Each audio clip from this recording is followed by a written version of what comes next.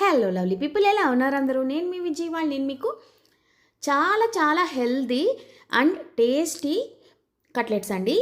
ఇవి మనం soya and పన్నీర్తో చేస్తున్నాం అనమాట. చాలా చాలా హెల్దీ కట్లెట్స్ ఇవి. ఎక్కువ ఆయిల్ వేసి డీప్ ఫ్రై కూడా చేయట్లేదు, షాలో ఫ్రై చేస్తున్నాం అనమాట. చాలా కరకరలాడుతూ చాలా చాలా టేస్టీగా ఉంటాయి.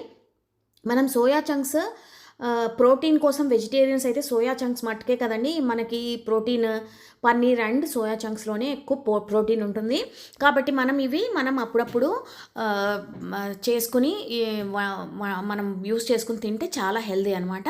ముందుగా ఒక బౌల్ తీసుకుని దీంట్లో నేను నీళ్లు బాగా మరిగించానండి. 1 కప్పు దాకా సోయా చంక్స్ దీంట్లో వేసుకుని మనం బాగా దీన్ని ఒక 5 నిమిషాలు అలా పక్కన వదిలేసేయాలి.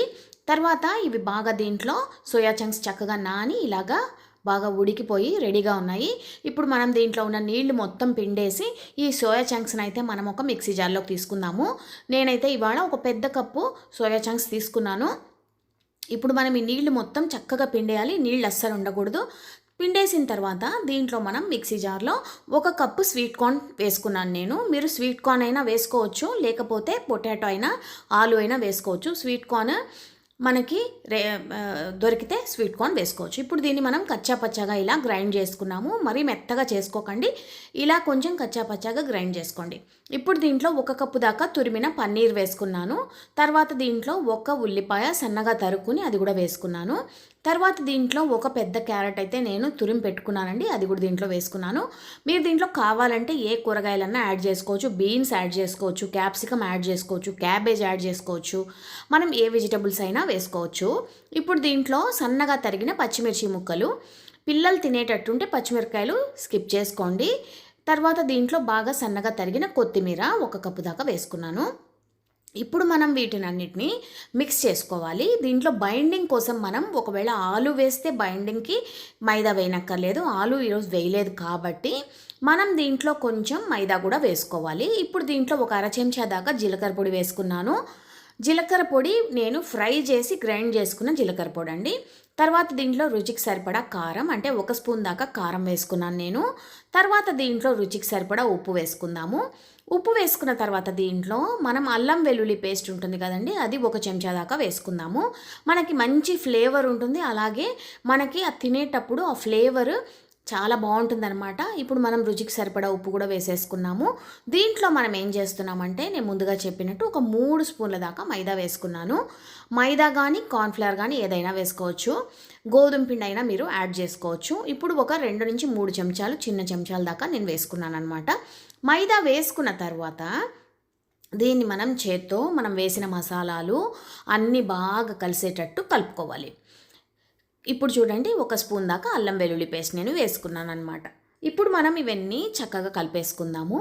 దీనికి మనకి ఇంకా కావాలంటే దీంట్లో మీరు మన స్వీట్ కార్న్ అలాగే మిక్సీకి వేయకుండా అలా కొన్ని స్వీట్ కార్న్ కూడా వేసుకోవచ్చు, అక్కడక్కడ తగులుతూ చాలా బాగుంటాయి.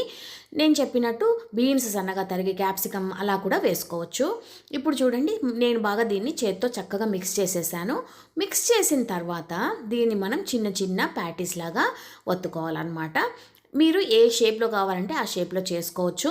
నేనైతే ఇవాళ రౌండ్గా ఇలా చిన్న చిన్న ప్యాటీస్ లాగా చేసేసాను. అన్నీ ఒకే సైజులో చక్కగా చేసుకుని రెడీ చేసి పెట్టేసుకోండి. ఇప్పుడు మనం ఏం చేస్తామంటే వీటిని కోట్ చేసుకోవాలి. అందుకని ఒక బౌల్ తీసుకుందాము. ఆ బౌల్లో మనం ఏం చేస్తామంటే ఒక 3 చెంచాల దాకా మైదా తీసుకుంటున్నాము. మైదా తీసుకుని దీంట్లో 1 అరకప్పు దాకా నీళ్లు పోసుకుందాము. నీళ్లు పోసుకొని చక్కగా కలుపుకోండి. ఇది మనకి చాలా కొంచెం గట్టిగా లేకుండా కొంచెం ఇలాగా బజ్జీల పిండిలాగా కొంచెం పల్చగా చేసుకోవాలి. చేసుకున్న తర్వాత దీన్ని రెడీ చేసుకున్నాం. ఇప్పుడు మనం ముందుగా చేసుకున్న ప్యాటీస్ ఉన్నాయి కదా, అవి దీంట్లో ఒకసారి ముంచి తర్వాత ఇలా బ్రెడ్ క్రమ్స్ రెడీ చేసి పెట్టుకోండి. బ్రెడ్ క్రమ్స్లో మనం ఒకసారి అద్దేసి కట్లెట్స్ అయితే రెడీ చేసుకుంటాం. ఇప్పుడు చూడండి మనం చేసుకున్న మైదా మిశ్రమంలో మనం చేసిన కట్లెట్ 2 వైపులా ఇలా కోట్ చేసుకోండి. కోట్ చేసుకున్న తర్వాత బ్రెడ్ క్రమ్స్ మీద పెట్టేసి ఈ బ్రెడ్ క్రమ్స్తో చక్కగా కోట్ చేసేసుకోండి. ఇప్పుడు ఇవన్నీ మీరు చేసుకుని ఫ్రీజర్లో 1 నెల దాకా మీరు చేసి పెట్టుకోవచ్చు. టిక్కీస్ ఎప్పుడు కావాలంటే అప్పుడు మనం ఇవి యూస్ చేసుకోవచ్చు. ఫ్రీజర్లో ఎయిర్ టైట్ బాక్స్లో వేసి పెట్టుకున్నారనుకోండి, మీరు ఎప్పుడు కావాలంటే అప్పుడు ఈవినింగ్ స్నాక్స్కి దీన్ని యూస్ చేసుకోవచ్చు అనమాట. ఇప్పుడు చూడండి మనం ఇలా అన్నీ కోట్ చేసి పెట్టేసుకున్నాము, చక్కగా రెడీ అయిపోయాయి. ఇప్పుడు మనం ఏం చేస్తామంటే ప్యాన్ తీసుకుని కొంచెం ఒక 2-3 చెంచాలు నూనె వేసుకుని ఈ టిక్కీస్ అన్నీ ఒకదాని తర్వాత ఒకటి ఇలా అమర్చేసుకోండి.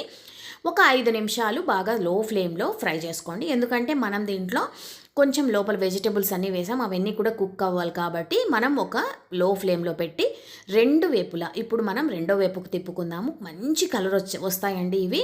రెండో వైపు కూడా తిప్పుకొని ఇవి రెండు వైపులా మంచి గోల్డెన్ బ్రౌన్ కలర్ వచ్చే వరకు వీటిని అయితే వేయించుకోవాలి. చూడండి కలర్ ఎంత బాగుందో, అలాగే టేస్ట్ కూడా అద్భుతంగా ఉంటుంది. చాలా చాలా టేస్టీగా ఉంటాయి. మీరైతే బాగా ఎంజాయ్ చేస్తారు. ఈవినింగ్ టైం ఒక ఛాయ్ పెట్టుకుని ఈ టిక్కీస్ తోటి మీరు ఛాయ్ చక్కగా ఎంజాయ్ చేయొచ్చు. చూడండి రెండు వైపులా ఇలా మంచి గోల్డెన్ బ్రౌన్ కలర్ వచ్చేసాయి కదా. సో మన సోయా టిక్కీస్ అయితే రెడీ అయిపోయి సోయా పన్నీర్ టిక్కీస్ అయితే రెడీ అయిపోయాయి. నేను చెప్పినట్టు ఈవినింగ్ పిల్లల స్నాక్స్కి కానీ పెద్దవాళ్ళకి కానీ చాలా చాలా ఎంజాయ్ చేస్తూ తింటారు. పక్కన కొంచెం టమోటో సాస్ వేసుకుని తినేసేయండి. ఎలా వచ్చాయో కంపల్సరీ కమెంట్స్ పెట్టండి. నెక్స్ట్ వీడియోలో మళ్ళీ కలుస్తాను. ఉంటానండి మీ విజీ.